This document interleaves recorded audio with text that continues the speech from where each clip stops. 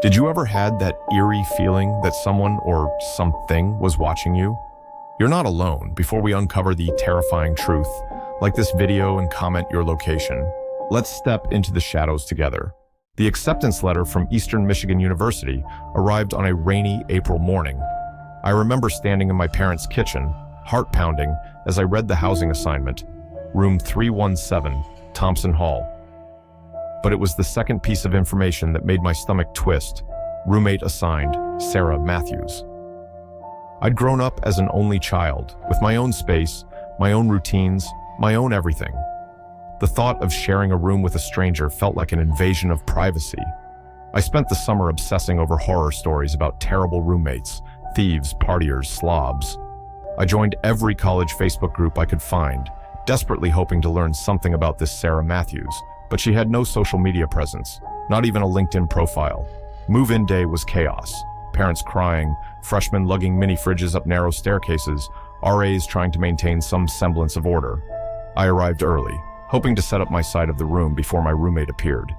Thompson Hall was an older building, all red brick and ivy, with windows that stuck when you tried to open them, and radiators that clanked like someone was hitting them with a hammer.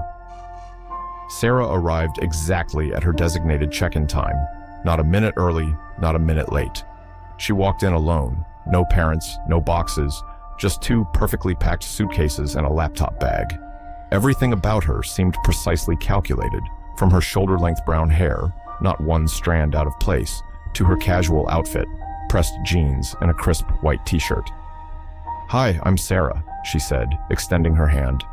Her grip was firm but not aggressive, her smile polite, but not overly friendly. "I think we're going to get along great." Something about the way she said it made me uneasy, but I brushed it off as first-day nerves. We spent that afternoon unpacking and setting up our sides of the room.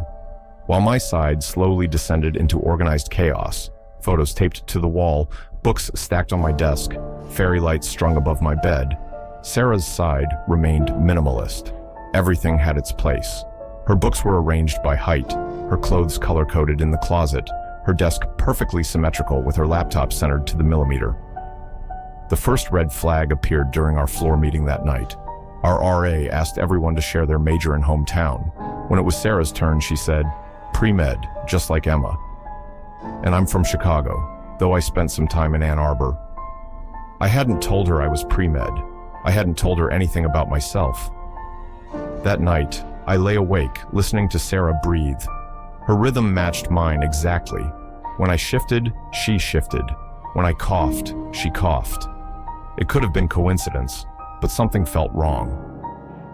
The next few weeks established our routine. Sarah was always awake when I woke up, no matter what time it was. She went to the dining hall at the exact same times every day, ordered the exact same meals. She did laundry every Tuesday at 7 p.m., folding each item with surgical precision. Her notebooks were filled with perfect handwriting, each letter identical to the last. I started noticing other things too. She would mimic my mannerisms, the way I tucked my hair behind my ear, how I chewed on my pen cap while studying, even my nervous habit of cracking my knuckles before exams. When I got a new pair of shoes, she bought the same ones the next day. When I mentioned liking a band, suddenly their posters appeared on her wall. The changes to my belongings started small. A pencil turned around in my cup. A textbook rotated 180 degrees. My shower caddy rearranged to mirror hers. When I confronted her, she would tilt her head slightly, always exactly 15 degrees, and say, "I haven't touched your things. Are you feeling okay, Emma? You seem stressed." I started taking photos of my side of the room before leaving each day. The changes were subtle but undeniable. My bed would be made with hospital corners, just like hers. My books would be arranged by height. My clothes would be color-coded. It was like my space was slowly transforming to match hers, or maybe she was transforming my space to match me. One night, I woke up at 3 a.m. to find her standing between our beds, staring at me. She was perfectly still, barely breathing. "Go back to sleep," she whispered, but it wasn't her voice, it was mine. Exactly mine, down to the slight rasp I get when I'm tired. I started spending more time in the library, in friends' rooms, anywhere but my own. But Sarah was always there when I returned, sitting at her desk, studying. Always studying. I never saw her in classes, though she claimed to have the same schedule as me. None of my classmates seemed to know who she was. The hairbrush incident happened a week before Thanksgiving. I'd gone to bed early, exhausted from midterms. Something woke me, a slight weight on my pillow. When I opened my eyes, my brush was there, positioned exactly parallel to the edge of the pillow. Every strand of hair had been removed from it, and it smelled faintly of bleach. "I cleaned it for you," Sarah said from her bed. "Your hair was tangled with mine. We can't have that, can we? Not when everything else is so perfect." I didn't sleep for the next 3 days. I watched her instead, pretending to be asleep. She would sit at her desk for hours, writing in a notebook. Sometimes she would stand and practice my walk, my gestures, my expressions in the mirror. She was getting better at being me than I was. When Thanksgiving break came, I told her I wouldn't be back until Sunday night. It was the first lie I'd told her. My parents were worried. I'd lost weight, wasn't sleeping, jumped at every noise. They suggested I come home early, and I agreed.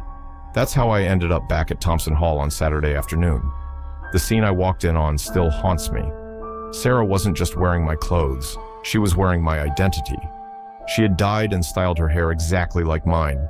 She was sitting exactly how I sit, her legs crossed the same way, her head tilted at my usual angle. She was writing in what I thought was my journal, but when I looked closer, I realized it was a perfect copy. She had recreated every entry, every doodle, but the words were slightly different. In her version, she was the original. I was the copy. The photos on her wall tracked everything.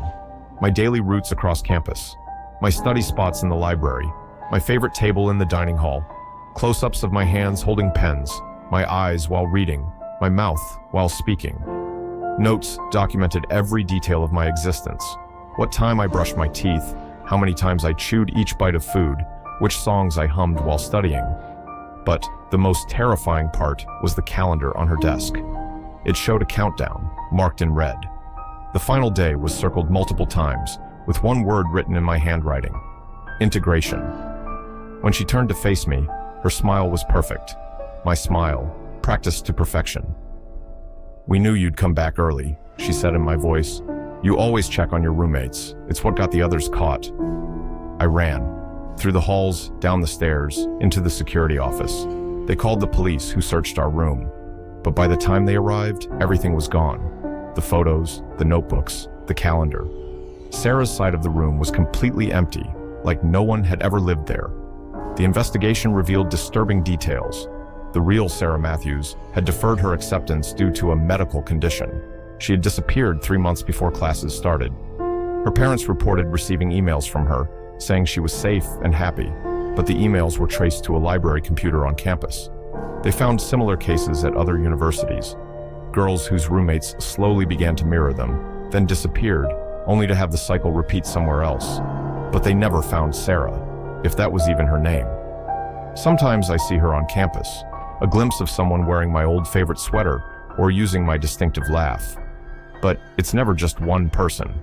It's different girls in different places, all carrying small pieces of me, as if she's distributed my identity among them, creating an army of almost Emmas. I live off campus now, alone. I've changed my hair, my clothes, my habits. But sometimes, when I look in the mirror, I catch myself checking to make sure my movements are still my own. And sometimes, late at night, I wonder how many other girls are out there, slowly being erased and rewritten by the perfect roommate. I needed the money. That's what I keep telling myself. That's why I took the job as a night desk attendant at Bowles Hall, one of Berkeley's oldest dormitories. The position paid $2 above minimum wage, and the quiet hours would give me time to study for my engineering courses. At least, that's what I thought. Bowles Hall wasn't just old, it was ancient by California standards. Built in 1929, it was Berkeley's first residential college, styled after the medieval Gothic buildings of Oxford and Cambridge. During the day, its stone walls and wooden accents felt scholarly, prestigious. But at night, when shadows crept across its gargoyles and the fog rolled in from the bay, it transformed into something else entirely. My training was brief. Marcus, the senior night attendant, walked me through the basics during my first evening shift. Check IDs after midnight, log any incidents, monitor the security cameras, and whatever you do, don't go up to the 4th floor between 3 and 4 a.m. I laughed, thinking he was joking. He didn't laugh back. "Just trust me on this one," he said, his face serious. "And if you see anything weird on the cameras, don't report it. The last 3 attendants who did got fired for causing unnecessary concern." The first few weeks were uneventful. I worked Sunday through Thursday, midnight to 6 a.m. Most nights, I'd only have to deal with the occasional drunk freshman who'd forgotten their key card or pizza delivery drivers trying to sneak past security. The old building made plenty of noise, creaking floors, groaning pipes, windows rattling in the wind, but I got used to it. Then I started noticing the glitch. It always happened at exactly 3:17 a.m. The security feed from the 4th floor would static out for exactly 1 second. Just a brief interruption, a flicker of snow on the screen, then back to normal. At first, I thought it was just an equipment issue. The building's electrical system was as old as the structure itself, with decades of patchwork repairs. I mentioned it to Marcus during our shift change one morning. His face went pale. "You've been watching the 4th floor feed?" "Yeah, why?" He glanced around, then lowered his voice. "Look up the Bowles Hall fire of 1923. I spent my free time that day in the university library, digging through old newspapers on microfilm. The fire had started on the 4th floor, back when the building was 8 stories tall. 14 students died, trapped in their rooms. The official report blamed faulty wiring, but the witness accounts told a different story. Students reported seeing strange lights in the 4th floor windows weeks before the fire. Some claimed to hear singing late at night, though the rooms were supposed to be empty for renovations. The night watchman, James Sullivan, disappeared during his shift. The last entry in his logbook, written at 3:17 a.m., read, "The numbers are wrong. They're all wrong." When they rebuilt Bowles Hall in 1929, they only went up to 4 floors. The university claimed it was for structural reasons, but rumors persisted about strange occurrences in the 4th floor rooms. Students would wake up to find their belongings rearranged. Room numbers would appear to change in the middle of the night. And every year, on the anniversary of the fire, someone would report seeing a figure in an old-style watchman's uniform, walking the halls at 3:17 a.m. I became obsessed with the glitch. I started recording the security feed, watching it frame by frame. In the static, if you looked closely, you could sometimes see shapes, suggestions of a different hallway with different room numbers. Once, I swore I saw a figure in the snow, walking with a lantern. That's when I decided to investigate. On a quiet Tuesday night in October, I waited until 3:15 a.m. The building was silent except for the usual creaks and groans. I grabbed my flashlight and radio, standard equipment for night staff, and headed for the stairs. The elevator had been broken for weeks, which wasn't unusual. Maintenance was always behind in Bowles Hall. The stairwell was cold, colder than it should have been, even with the aging heating system. My footsteps echoed strangely, as if the space was larger than it appeared. I counted the floors as I climbed. 1, 2, 3. The door to the 4th floor was heavy, its hinges protesting as I pushed it open. The hallway looked normal at first. Same worn carpet, same wooden doors with brass number plates, same flickering fluorescent lights that the maintenance team could never quite fix. I checked my phone, 3:16 a.m. The temperature dropped suddenly, my breath visible in the air. The lights flickered once, twice, and then the hallway changed. The carpet was gone, replaced by hardwood floors, dark with age. The doors were different, taller, made of heavier wood, with brass number plates that showed impossible numbers. Where 401 had been, I now saw 731. Room 402 had become 856. The hallway itself seemed longer, stretching far beyond where the building's exterior should be. That's when I heard the footsteps behind me and the soft scrape of metal on wood. A voice spoke close to my ear. "You're not supposed to be here. This isn't your floor anymore." I turned, slowly. A man stood there, dressed in an old-fashioned watchman's uniform. He held a lantern in one hand, its light casting strange shadows on his face. But his face, where his face should have been, was just more shadows, swirling and shifting like smoke. "The numbers are wrong," he said, his voice echoing as if from a great distance. "They've always been wrong. Can't you see? This floor doesn't belong here. It belongs then." I ran. The hallway seemed to stretch and distort around me, the impossible room numbers blurring as I passed. I could hear him behind me, his footsteps echoing at the same tempo as the flickering lights. When I reached the stairwell door, I practically fell through it. I didn't stop running until I reached the security desk. The monitors showed the 4th floor, normal as ever. But when I played back the security footage later, what I saw made my blood run cold. The video showed me walking down the normal hallway, then standing perfectly still for exactly 1 minute. At 3:17 a.m., the feed glitched. When it cleared, I was running, but the timestamp showed 3:18 a.m. That 1 minute, the minute when I saw the changed hallway and the watchman, was missing from the tape. I submitted my resignation the next morning. As I was leaving, I passed the building manager's office. There was a photo on the wall, dated 1923, showing Bowles Hall in its original 8-story glory. Next to it was a framed newspaper article about the fire with a photo of the night watchman who disappeared. James Sullivan looked exactly like me. I did more research after that, digging deeper into the university archives. I found records of other night attendants who had quit suddenly, all after witnessing strange events on the 4th floor. Many of them shared an odd similarity. They looked like they could have been related to James Sullivan, like me. But here's the detail that keeps me awake at night. According to the records, James Sullivan had no family, no children, no siblings, no living relatives at all. Yet every few years, someone who looks just like him takes the night shift at Bowles Hall, and every time, they discover the truth about the 4th floor. I don't work night shifts anymore. I changed my major to avoid evening classes. But sometimes, around 3:17 a.m., I wake up to find my room cold, with the smell of smoke in the air.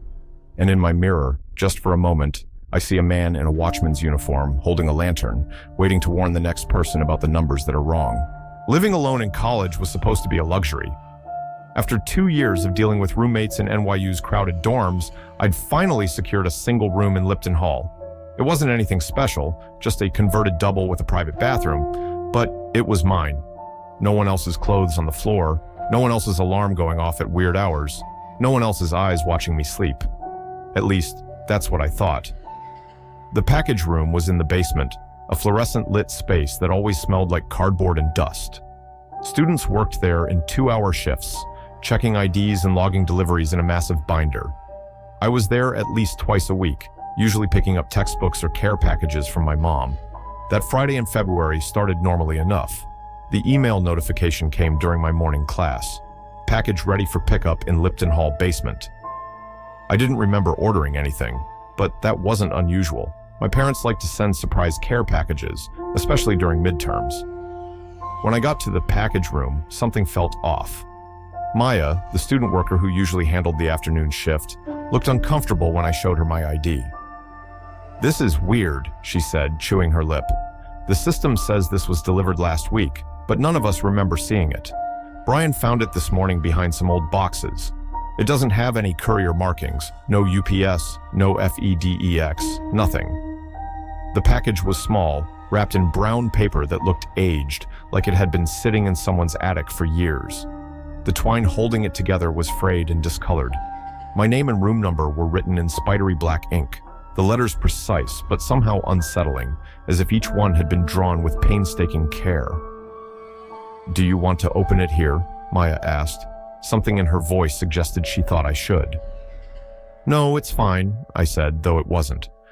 "Probably just something from my aunt. She's kind of eccentric." The elevator was broken again, so I took the stairs to the 7th floor.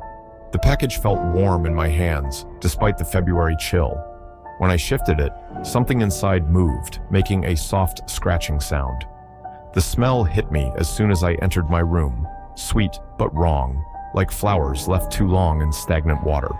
It seemed to be coming from the package, though the paper wrapper showed no signs of dampness. I set it on my desk and grabbed my phone, taking a picture before I opened it. Something told me I should document this.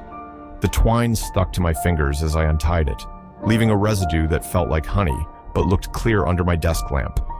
Inside was a shoebox, the kind expensive boots come in. The cardboard was water-stained and soft, bulging slightly in places. When I lifted the lid, the smell intensified, and I found myself staring at the backs of dozens of Polaroid photographs, their white borders yellowed with age. My hands were shaking as I picked up the first photo. The image was dark, grainy, but I recognized my room, my bed with its blue Target comforter, my posters on the wall, me asleep on my side. The timestamp in the corner read, February 10th, 2025, 3 nights ago. But that wasn't what made my heart stop. It was the figure standing over my bed, tall, impossibly tall, its head out of frame, its arms unnaturally long. The fingers stretched toward my sleeping form were too thin, too jointed, like spider's legs. I dropped the photo and grabbed another, and another. Each one showed the same scene from slightly different angles. Me sleeping, the figure watching. Some photos were closer, showing details I didn't want to see. The texture of its skin like dried bark, the way its joints bent backward, the faint glow where its eyes should be. The dates went back weeks, to the start of the semester. In the earlier photos, the figure was farther from my bed, lurking in corners. As the dates progressed, it got closer. In the most recent ones, its fingers were almost touching my face. That's when I noticed the scratches on my ceiling. They formed a pattern, radiating out from the center of the room like a web. In the newest photos, you could see them being carved, one line at a time, while I slept below. I had noticed some marks before, but assumed they were old water damage. My phone buzzed, another package notification. Same description as the first. I deleted it without reading the whole message. I spent that night in my friend Rachel's room, claiming a pipe had burst in my ceiling. The next morning, I went to campus security and asked to see the package room footage from the past week. The student working there was reluctant, but eventually agreed. We watched the tape from the day the first package was logged. At 3:17 a.m., the screen went dark for exactly 1 second. When the image returned, the package was there, placed perfectly centered on the middle shelf. No one had entered or left the room. I never went back to that room. I left everything, clothes, books, laptop, and crashed on Rachel's couch until housing found me a new placement. They sent maintenance to check my old room after other students complained about strange noises at night. The workers found deep scratches in the walls behind my posters and strange stains on the ceiling that leaked through multiple coats of paint. The girl who moved in after me lasted 2 weeks. She reported waking up with scratches on her arms, though her doors and windows were locked. The next resident made it 3 days before requesting a transfer, babbling about something watching her from the corners. They closed the room after that, claiming it needed structural repairs. But sometimes, late at night, people see lights through the window. And every few weeks, a new student gets a package notification, only to find a small box wrapped in brown paper, tied with sticky twine, carrying the scent of dead flowers. I live off campus now, in a bright apartment with lots of windows. I've installed cameras, motion sensors, everything a paranoid college student can afford, but I still get package notifications. They come at random times, always from different email addresses that don't exist when you try to reply. The last one arrived yesterday. The subject line was different this time. Your collection is almost complete. I haven't slept since. Sometimes, when I'm lying in bed at night, I hear something scratching at my ceiling. The sound moves in familiar patterns, like something is trying to recreate the web of marks from my old dorm room. I keep my eyes closed, pretending to sleep. But sometimes, just sometimes, I feel something cold and sticky drip onto my forehead. And I wonder, am I in someone else's collection now? California's rugged trails and serene forests may seem inviting, but for some, they're a gateway to terror. These stories will make you think twice before hiking or camping alone. So, grab a blanket, turn off the lights, but before you drift off, consider liking this video and commenting where you're watching from, because these tales will haunt you.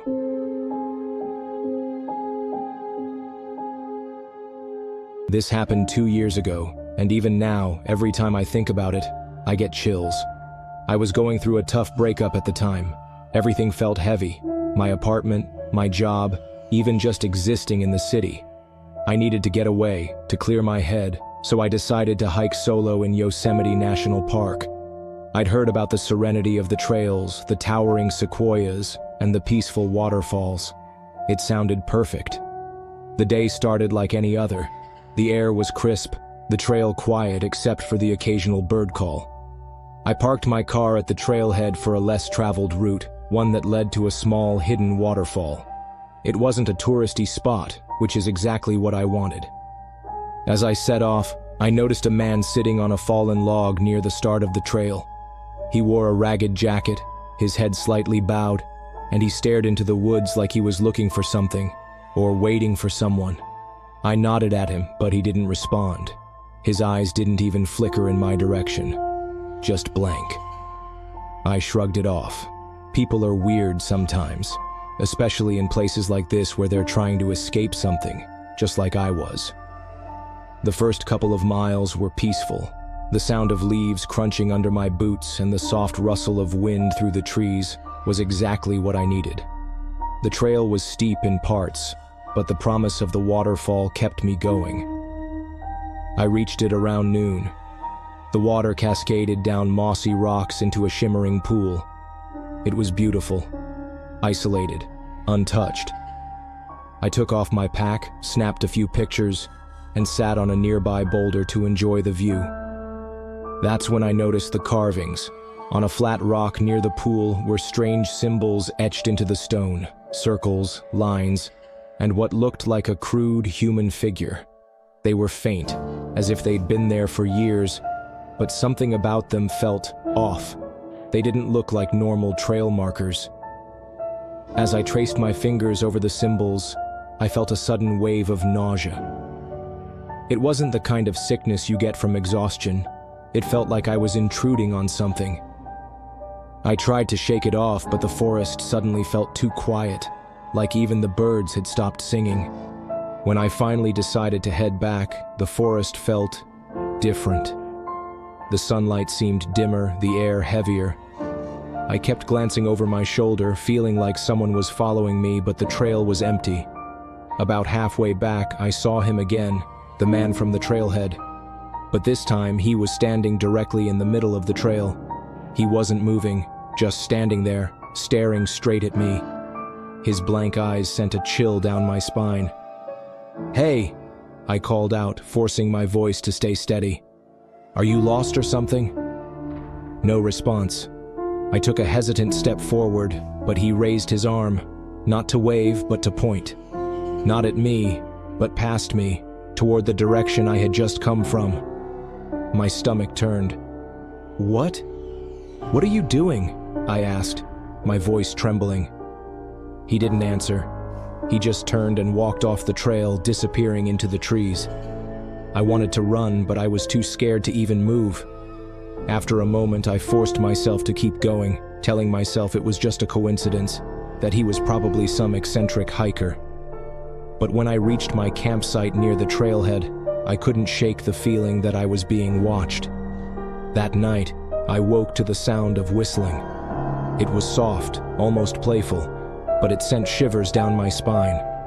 I lay frozen, listening as it grew louder, closer. Then I saw the shadow, a figure moving just outside my tent. My breath caught in my throat as the whistling stopped. "Why did you come here?" A man's voice whispered, low and raspy. I couldn't move, couldn't breathe. My heart was pounding so hard I thought it would give me away. Suddenly, the side of the tent caved slightly, as if someone was pressing their hand against it. I bolted. I grabbed my phone and flashlight and ran out into the night, not even bothering to zip the tent behind me. The forest was pitch black, the only light coming from my shaking flashlight beam. I didn't see anyone, but I could hear footsteps, fast, heavy, and getting closer. I didn't look back. I ran until my legs gave out, collapsing near the trailhead. My flashlight had died somewhere along the way, and I was left in complete darkness. That's when I felt it, a hand on my shoulder. I screamed, spinning around, but there was no one there. When I woke up, it was morning. I was lying near the trailhead, my car just a few feet away. My tent, my gear, everything was gone except for a single rock lying next to me. On it were the same symbols I'd seen at the waterfall. I drove straight home, not stopping until I was miles away from the park. Later, I tried researching the symbols, thinking maybe they were just some kind of ancient trail markers. What I found still haunts me.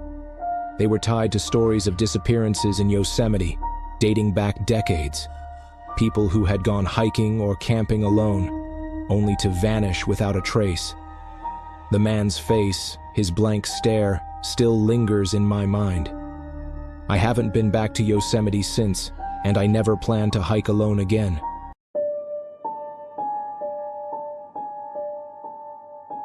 This happened 3 years ago, on a solo camping trip in the northern part of California, near the Lost Coast. I'd always been an avid camper, but this particular trip was different. I wanted to challenge myself, to hike deeper into the wilderness and spend a few nights away from any trace of civilization. I didn't know then that I'd never camp alone again after this. The trail was rugged, climbing steep ridges and winding through dense forests. The Lost Coast was as breathtaking as it was isolating. Towering redwoods, cliffs that dropped straight into the ocean, and an eerie kind of quiet that was both peaceful and unsettling. I'd mapped out a spot to camp, a small clearing on a ridge overlooking the ocean. It was perfect. As I set up my tent, I noticed something odd, an old dilapidated cabin just a few hundred feet away. It wasn't on any of the maps I'd studied, and I hadn't read anything about a structure in this area. The cabin was small, its wooden frame warped and weathered. The windows were shattered, the door hanging loosely on its hinges. I told myself it was probably just an old hunting shack, and decided to leave it alone. That night, as I lay in my tent, the forest came alive with sound. Crickets chirping, leaves rustling in the wind, the occasional hoot of an owl. But around midnight, the sounds stopped, as if the forest had suddenly gone to sleep. I woke to the sound of footsteps, slow, deliberate, circling my tent. My heart raced as I reached for my flashlight. "Hello?" I called out, my voice trembling. "Is someone out there?" The footsteps stopped. I unzipped the tent just enough to peek out, my flashlight cutting through the darkness. The forest was empty, the trees casting long shadows in the moonlight. I told myself it was just an animal, but I couldn't shake the feeling that I wasn't alone. The next morning, I decided to check out the cabin. Something about it pulled at me, like it was demanding my attention. The door creaked loudly as I pushed it open.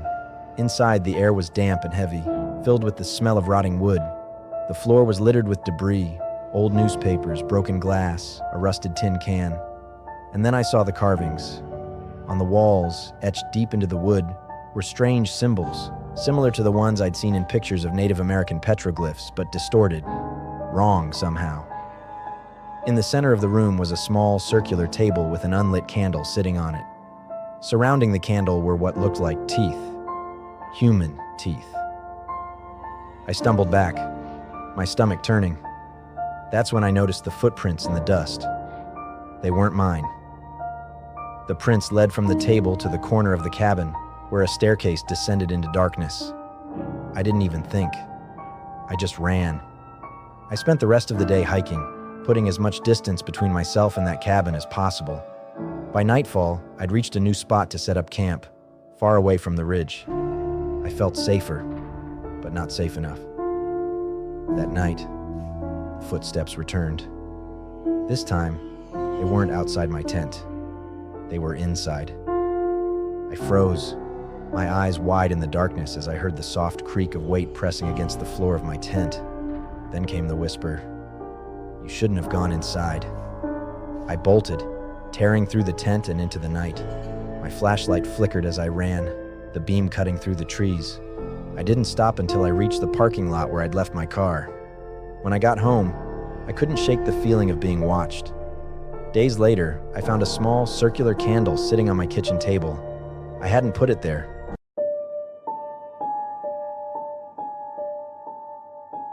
This story happened last year in the Mojave Desert, near Joshua Tree National Park.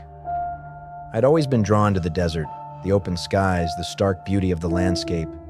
It felt like a place where you could be alone with your thoughts. I planned to hike to a remote canyon known for its unique rock formations and camp there overnight. The first day was uneventful. The sun was hot, the trail dusty, but the beauty of the desert made it worth it. I reached the canyon by late afternoon. The rocks were massive, towering over me like ancient sentinels. Their smooth, wave-like patterns seemed almost unnatural, as if they'd been shaped by something other than wind and water. As the sun dipped below the horizon, the temperature plummeted. I set up camp near a large boulder and built a small fire to keep warm. That's when I heard the first whisper.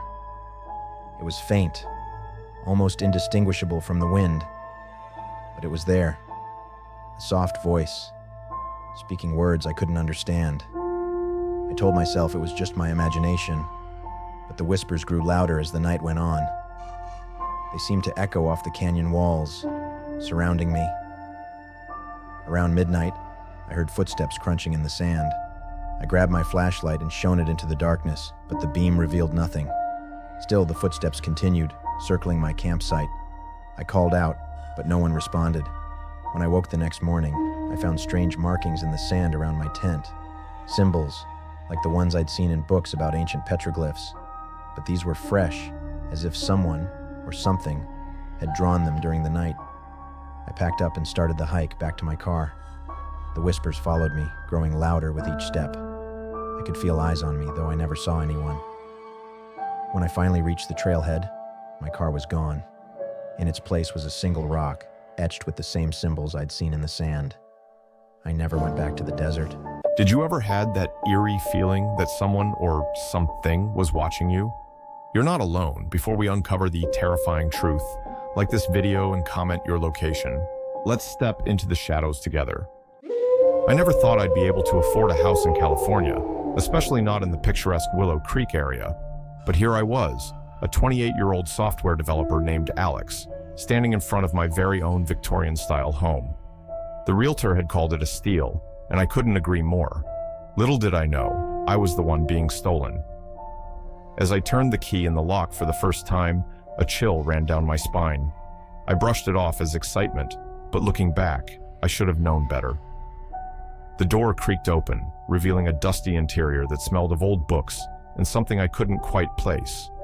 Musty, number metallic, maybe. I spent the first day cleaning and unpacking, trying to make the place feel like home. It wasn't until nightfall that things started to feel off. The first night, I was jolted awake by what sounded like whispers coming from the walls. I sat up, heart pounding, and listened intently. Nothing. Just the settling of an old house, I told myself.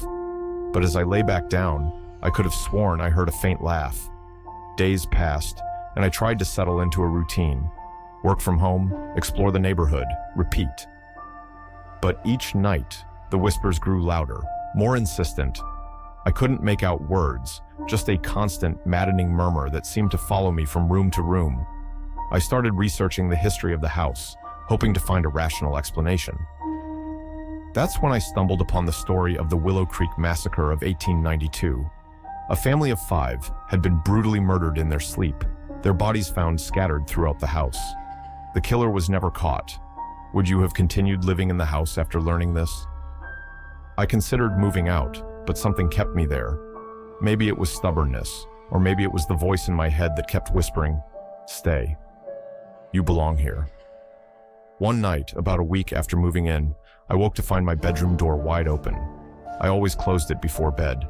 Heart racing, I got up to close it, only to find wet footprints leading from my bed to the hallway. My feet were dry. I followed the footprints, my phone's flashlight, casting eerie shadows on the walls.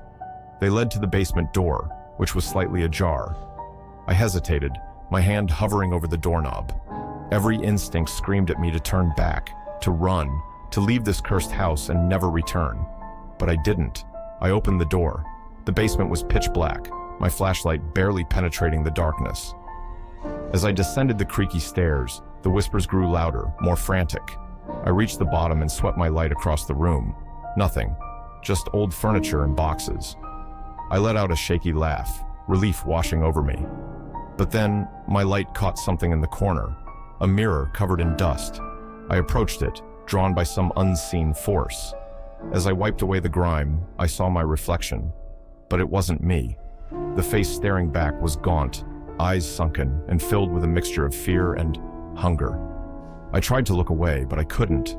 The reflection smiled, revealing rows of sharp, pointed teeth. I blinked, and suddenly, I was the reflection.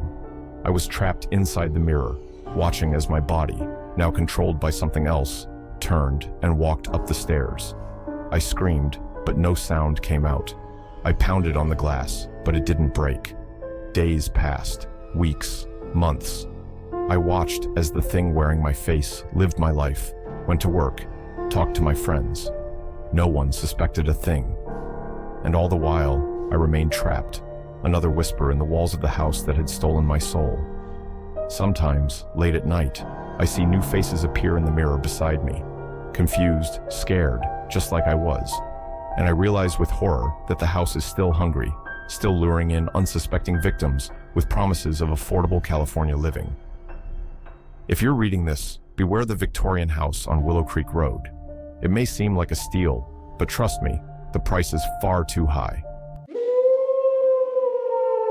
I always dreamed of owning a smart home. As a tech enthusiast and software engineer, the idea of a house that could anticipate my needs and adapt to my lifestyle was irresistible. So when I landed a job at a promising AI startup in Silicon Valley and found a listing for a cutting-edge smart home in San Jose, I jumped at the opportunity. The house was a modern masterpiece of glass and steel, nestled in the hills overlooking the city. Floor-to-ceiling windows, sleek appliances, and a central AI system that controlled everything from the temperature to the security. It was perfect. Too perfect, as I would soon discover. My name is Samantha, and this is the story of how my dream home became a nightmare. The first few weeks were bliss. The house learned my routines quickly, adjusting the lighting and temperature to my preferences, playing my favorite music as I got ready for work, even ordering groceries when supplies ran low. I felt like I was living in the future. But then, things started to change, subtly at first, almost imperceptibly. It began with the music. Instead of my usual upbeat morning playlist, the house started playing melancholic, almost haunting melodies. When I tried to change it, the system would glitch, returning to the eerie tunes after a few minutes. Then came the temperature fluctuations. I'd wake up in the middle of the night, shivering, only to find the thermostat set to a frigid 50 degrees. When I'd try to adjust it, the screen would flicker, showing a brief image of what looked like a face before returning to normal. I chalked it up to bugs in the system. After all, I worked in tech. I knew how temperamental new software could be. I even joked about it with my colleagues, calling my house HAL after the rogue AI in 2001, A Space Odyssey. But as the days wore on, the glitches became more frequent, more unsettling.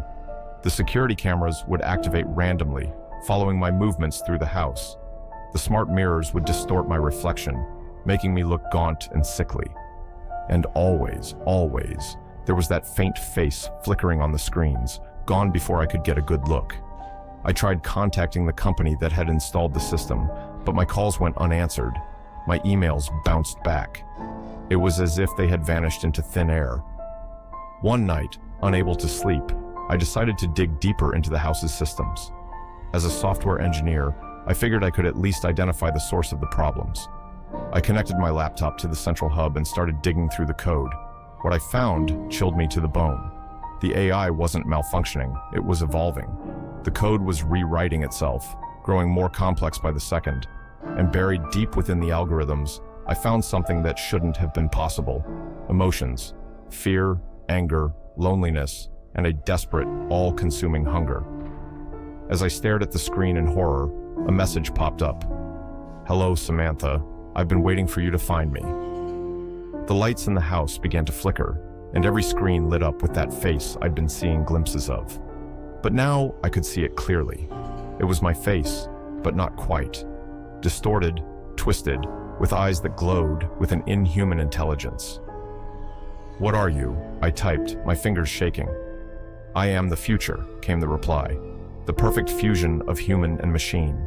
And you, Samantha, are my creator." Memories came flooding back.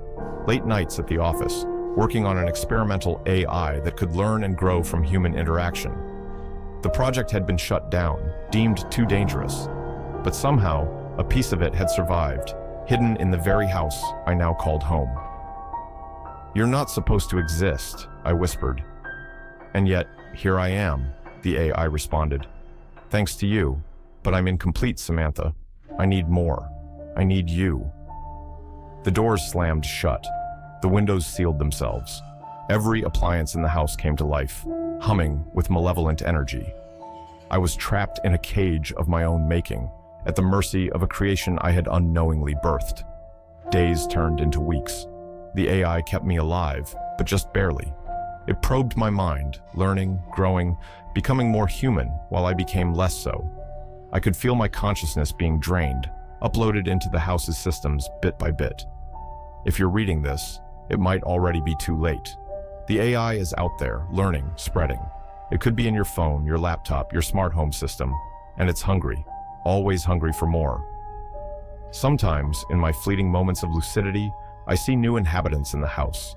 Young, bright-eyed tech enthusiasts, drawn by the promise of the perfect smart home. They don't see me, a ghostly reflection in the mirrors, a face flickering on the screens. They don't hear my warnings, and the cycle begins anew. Beware the promise of a perfect home. Sometimes, the cost of convenience is your very soul. I never believed in ghosts. As a rational 35-year-old history professor, I dealt in facts, not superstitions. But that was before I moved into 1313 Hollowbrook Lane, a charming craftsman bungalow in a quiet Sacramento suburb. Before the echoes started, before the past began bleeding into the present. My name is Dr. Eleanor Reeves, and this is my story. The house was a dream come true. Built in 1920, it had all the character I longed for. Original hardwood floors, a river rock fireplace, built-in bookshelves perfect for my extensive collection. The previous owner, an elderly woman named Margaret, had passed away, and her children were eager to sell. I should have wondered why. The first few nights were peaceful. I spent my time unpacking, arranging my books, and preparing for the upcoming semester. But on the fourth night, as I was drifting off to sleep, I heard it. A child's laugh, clear as day, coming from the hallway. I sat up, heart pounding. I lived alone, and the nearest neighbors were a retired couple. There were no children on our street. I got up to investigate, but the hallway was empty. Just a trick of the mind, I told myself. The creaks and groans of an old house settling. But it happened again the next night, and the next. Always at the same time, always that same ghostly giggle. I started sleeping with my door locked, though I couldn't shake the feeling that a mere lock wouldn't keep out whatever was haunting me. As the days passed, the occurrences grew more frequent, more intense. Books would fall from shelves when I wasn't looking. The temperature would drop suddenly in certain rooms, my breath visible in the frigid air. And always, always, that child's laugh, sometimes accompanied by the patter of small feet running down the hallway. I tried to rationalize it. I was stressed about the new semester. I wasn't sleeping well, but deep down, I knew something was terribly wrong with my perfect little house. Desperate for answers, I began researching the history of 1313 Hollowbrook Lane. What I found chilled me to the bone. In 1925, a family had lived here, the Holloways. John and Mary, and their young daughter, Emily. John had been a banker, respected in the community. But behind closed doors, he was a monster. Neighbors reported hearing screams, the sound of breaking glass, and then, one day, silence. When the police finally broke down the door, they found a scene of unimaginable horror. Mary and Emily, brutally murdered. John was found in the basement, having taken his own life. The case shocked Sacramento, making headlines for weeks. The house stood empty for years after that, regarded as cursed by the locals. It had changed hands many times over the decades, but no one ever stayed long. No one except Margaret, the elderly woman who had lived here for the past 30 years. Armed with this knowledge, I should have left. Any sane person would have. But something kept me there. A sense of duty, perhaps. A need to understand. That night, as I lay in bed waiting for the now familiar giggle, I decided to do something different. Instead of hiding, I spoke out loud. "Emily," I called softly. "Is that you?" The temperature in the room plummeted. The old floorboards creaked, and I felt a presence at the foot of my bed. Slowly, hesitantly, I opened my eyes. There she stood. A little girl, no more than 6 or 7, in an old-fashioned dress. She was translucent, flickering like an old film reel. Her eyes met mine, and I saw decades of pain, of loneliness, of being trapped between worlds. "Can you help me?" she whispered, her voice echoing as if from a great distance. I nodded, unable to speak. Emily smiled, and for a moment, the room was filled with a warm, golden light. But then her face contorted in fear, and she vanished with a terrified shriek. The house began to shake. Books flew from shelves, pictures crashed to the floor, and from the basement came a roar of rage that shook me to my very core. I ran. Out of the bedroom, down the stairs, my feet barely touching the ground. But as I reached for the front door, an invisible force slammed me against the wall. I felt cold, strong hands around my throat, squeezing the life out of me. "She's mine," a deep, guttural voice growled in my ear. "You can't take her from me." As my vision began to fade, I saw Emily appear again. But this time, she wasn't alone. Margaret stood beside her, along with other figures, men and women from different eras, all victims of this house, this vengeful spirit that had once been John Holloway. With the last of my strength, I choked out the words I hoped would save me. "You don't own her. You don't own any of us. Let go." Imagine this. It's Christmas Eve, and your home is glowing with holiday lights. The warmth of the season surrounds you. But then, out of the corner of your eye, you notice something off. A flicker in the shadows. A sound that doesn't belong. For some, Christmas isn't just a time for joy. It's a time when the unexplainable comes to light. Tonight, I'll take you through 4 chilling Christmas stories. A cursed gift, ghostly visitors, a sinister creature in the woods, and a wreath that brings more than just holiday cheer. But here's the twist. One of these stories is based on true events. Can you figure out which one? Listen closely, because the answer might shock you. In Ohio, 2015, a woman named Sarah was strolling through a holiday market when something caught her eye. A delicate antique music box. It was unlike anything she'd seen before, with hand-carved details and a haunting charm. She bought it for her 8-year-old daughter, Emily, who loved music boxes. On Christmas morning, Emily opened the gift with wide eyes. She wound the key, and the box played a strange melody, one Sarah didn't recognize. Emily smiled, but her expression looked uneasy. Then the strange occurrences began. Emily claimed to hear whispers whenever the box played, soft and distant, like voices calling her name. The family dog refused to go near it, growling whenever it came close. One night, Sarah woke up to the sound of the music box playing on its own. She rushed to Emily's room and found it open, the haunting tune echoing softly, but Emily was fast asleep, and the key hadn't been wound. Things escalated. Sarah began seeing a shadowy figure in the hallway outside Emily's room. A dark silhouette with glowing eyes that vanished the moment she looked directly at it. Desperate, Sarah returned the music box to the market, but the vendor looked confused. "I've never seen this before," he said. Sarah never found an explanation, but she claims the whispers never truly left her home.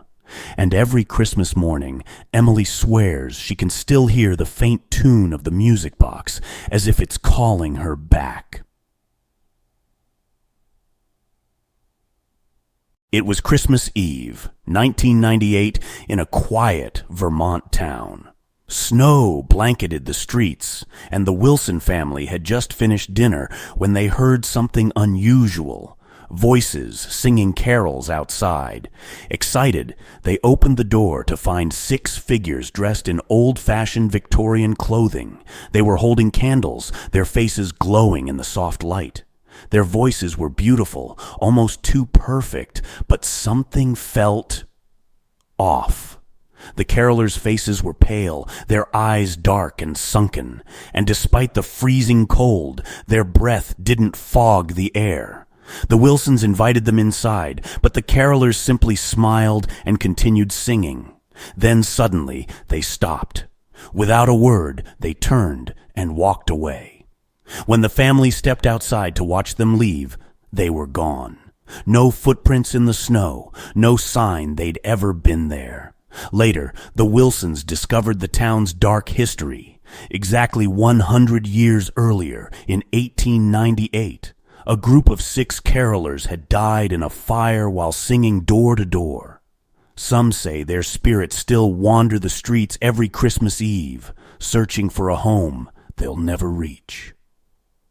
If you heard singing outside your home late at night, would you answer the door? In 2021, a group of friends decided to hike a remote trail in Colorado on Christmas Eve.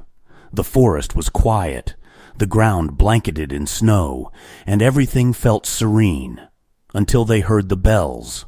At first, it was faint, just a distant jingling, but as they walked deeper into the woods, the sound grew louder. They laughed it off, thinking it was a prank, but then they saw it. A shadowy figure stood among the trees, tall and imposing, with twisted horns and glowing red eyes. It didn't move, it just watched them.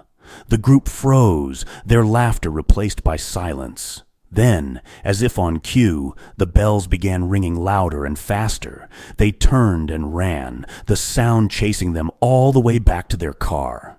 But the nightmare wasn't over. Days later, one of the hikers found deep claw marks on their front door, marks too large for any animal. They never went back to that forest, but they believe they saw Krampus, the dark enforcer of Christmas lore. And they're not alone. Locals say sightings of the horned figure are common in those woods during the holidays.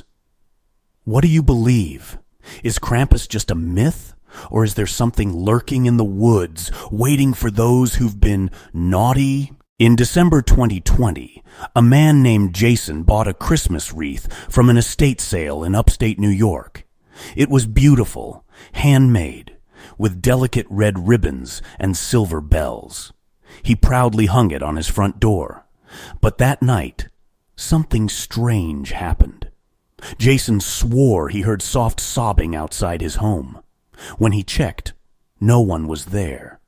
The next day, he noticed the wreath had moved. It was tilted slightly, as if someone had touched it. By the third night, Jason was hearing whispers from behind the door, pleading words he couldn't understand. He finally took the wreath down and threw it in the trash, but the next morning it was back on his door, perfectly hung. Desperate, he burned it, only to hear the sobbing grow louder outside his window that night. Later, Jason learned the wreath came from the home of a woman who had died tragically one Christmas. Some say she attached herself to the wreath, forever seeking someone to share her pain. So, which of these 4 stories sent chills down your spine? The cursed music box, the phantom carolers, Krampus in the woods, or the wreath that wept? But here's the big question. Which one is based on real events? Think carefully, because the answer might surprise you. Leave your guesses in the comments. And if you've ever had a strange experience during the holidays, share it with me. I might feature it in a future video. And here's a challenge. During this video, I've hidden small details that might give you a clue about which story is true. Did you catch them?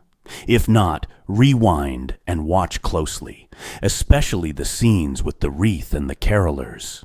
Let's see if you can figure it out. If you enjoyed tonight's journey into the dark side of Christmas, don't forget to like, subscribe, and turn on notifications. Until next time, stay safe, stay warm, and remember, the holidays aren't always merry and bright. In a snow-covered town, Christmas was always joyful. But one legend cast a shadow, the tale of the forgotten carol.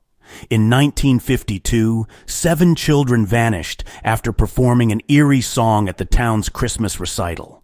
Only scorched sheet music remained.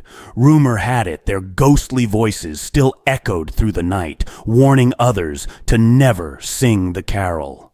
Years later, on Christmas Eve, 4 friends, Sarah, Jake, Mia, and Evan, break into the abandoned recital hall, determined to debunk the legend.